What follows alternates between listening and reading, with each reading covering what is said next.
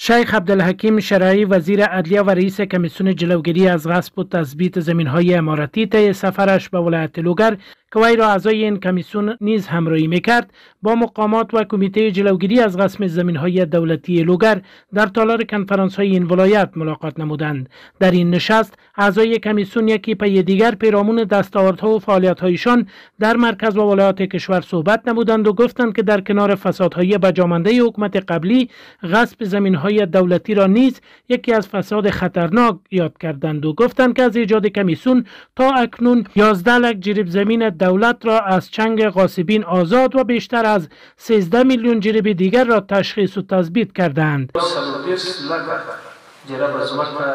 ټول افغانستان کې تشخیص او تثبیت شوی عمارتي ځمکه او په حدودو د 11 لکو جرابو کې موږ په ټول افغانستان کې استعداد شوی ځمکه لرو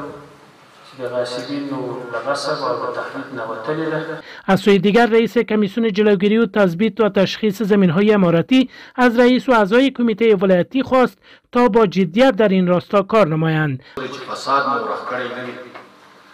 تر هغه وخته پورې دا کارونه بې نتیجې دي، نه به مو اقتصاد وده وکړي او نه به مو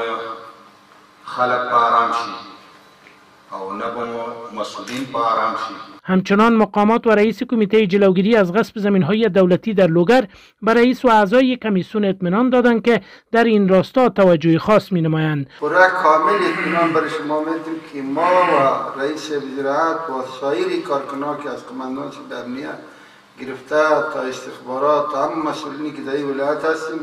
ما در خدمت شما هستیم. قابل ذکر است که از ایجاد کمیته جلوگیری از غصب زمین‌های دولتی تا اکنون در لوگر 25,000 جریب زمین عمارتی تشخیص و تثبیت شده است.